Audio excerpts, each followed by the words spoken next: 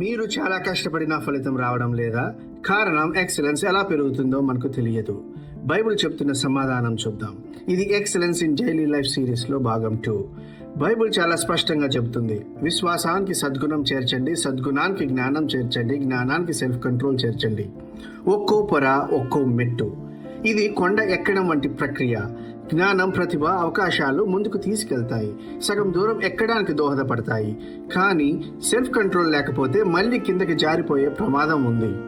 గోడలు పడగొట్టబడిన పట్టణంలా self control లేని వ్యక్తి రక్షణ లేకుండా ఉంటాడు. క్రైస్తవ జీవితంలో ఎక్సలెన్స్ ప్రార్థన ద్వారా పెరుగుతుంది, విధేయత ద్వారా పెరుగుతుంది, దేవునిపై విశ్వాసం ద్వారా పెరుగుతుంది. ఈ గుణాలు మీలో అభివృద్ధి చెందినప్పుడు మీరు పనికిరాని వారిగా ఉండరు, ఫలం లేని వారిగా ఉండరు. ప్రేమ లేని ఎక్సలెన్స్ గర్వంగా మారుతుంది. దేవుని చేత రూపుదిద్దుకున్న ఎక్సలెన్స్ ఆశీర్వాదంగా మారుతుంది. గ్రో అని కామెంట్ చేయండి. పూర్తి వ్యాసం లింక్ పంపిస్తాను. పార్ట్ 3 కోసం ఫాలో చేయండి.